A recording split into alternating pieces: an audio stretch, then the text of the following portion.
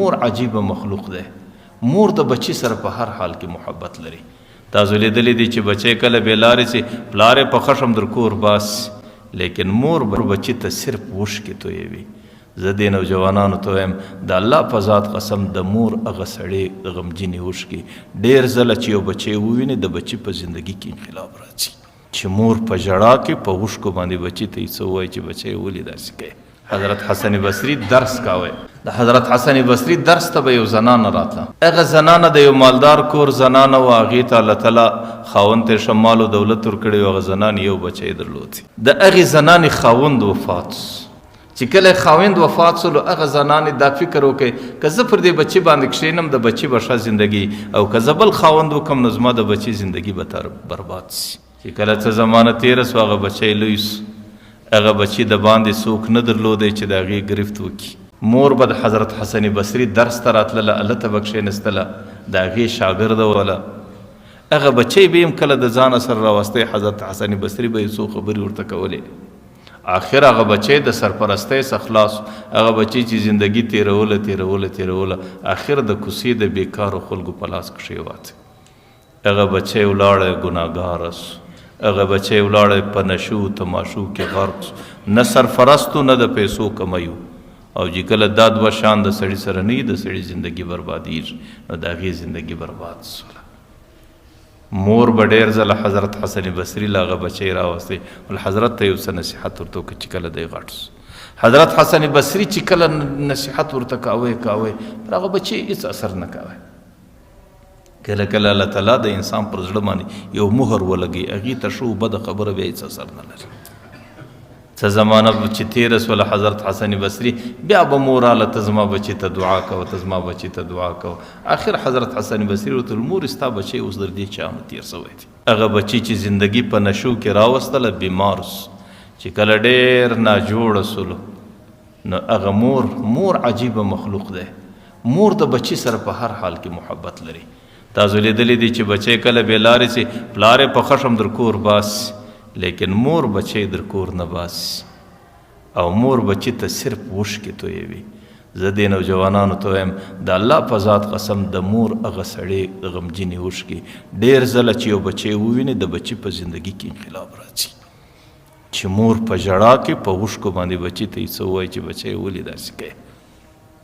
آخر هغه بچی ناجوړه سو. د ناجوړۍ په وخت کې مور ورته وایي بچی بس د زندگی تمه دې ختم، د ورځ په ورځ ختمېږي، توبه وکاږه، پر جهنم یې نه پیرزو کېږي بچی. ماره ورته مورې توبه څنګه وکاږم؟ ورته حسن بصري له به دې بوځم. ورته مورې حسن بصري ته تللی نه سم. مور ورته زه به حسن بصري د لې درته راولم. ورته مورې ورسه حسن بصري ته وراسه زه توبه کاږم او که چیرې ستا د راتګه څه مخکې زه وفات سوم صرف حسن بصري ته دا وصیت پیش کړه ورته د زما جنازه به ته وکړي. هغه مور چې راله حضرت حسن بصري ورځ په درس کې تېره کړې د غرمه د قیلوله د خوب بس هغه مور دروازه وټکوله. دی چې راوتی څوک دروازه ټکې؟ بوډۍ مور ولاړه ده. ورته یې زه رالم. ورته یې څنګه رالې؟ ورته زما بچی توبه کاږي. حسن بصري چونکې د هغې څه ناامیده سوی و او زما بچی دا پیغام راکړی ته به جنازه ورکړي. هغې حسن بصري هم د ورتګه څه انکار وکړي او هم یې د جنازې څه انکار.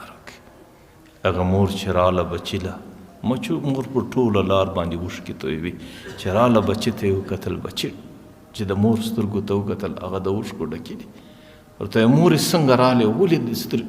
ورته یې بچی ستا طرف ته د راتللو دپاره حسن بصري نه و تیار او ستا د جنازې لمانځه درکولو ته حسن بصري نه و تیار.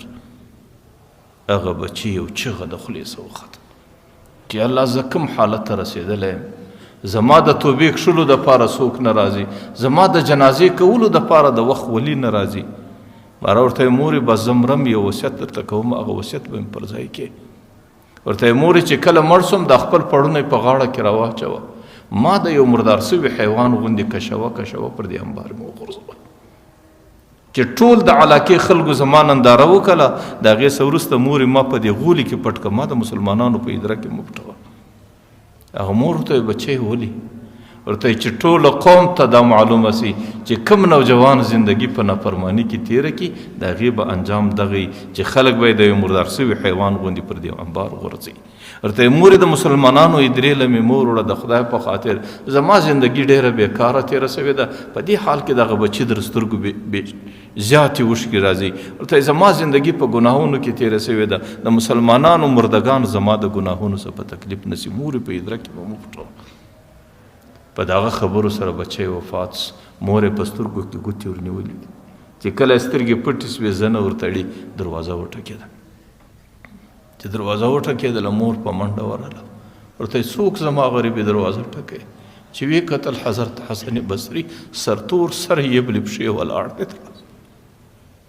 مور ورته وایي د وخت محمد څنګه راغلی ورته مور چې کله ته را روانه سوې زما سترګې سره ورغلې الله تعالی په خپله غږ راوړي په خوب کې الله تعالی راته ویل چې زما یو ولی پروت دی ته څنګه ځان عالم و ولی بولې چې زما د یو ولی د جنازې څخه ته څنګه انکار کوې زما نور توان نه وسو په لڅ سر او په لږو پښو ستا د بچي در جنازې پورې راورسېدم او ستا د بچي جنازه به په هر شکل باندې کوم نو څه وسو ولې دونه انقلاب راغلی صرف هغه بچي خپل رب ته یو څو د ناامیدۍ اوښکې توکلې دی ورځو کې الله تعالی ته یوه اوښکه تویول دی ورځو کې الله تعالی ته پر خپل عمل پښیماني پیښول او دی ورځو کې الله تعالی ته ننواتې ورتلل او دی ورځ کې خپل عجز او خپل زاري الله ته پیښول زما په الله قسم د الله رحمت داسې په جوش کې دی چې زما او ستا زندگی ټوله په کفر کې تېره سي د الله تعالی ته د یوې پښیمانۍ په خاطر الله تعالی نن زما او ستا پر ټوله زندگی باندې قلم کشي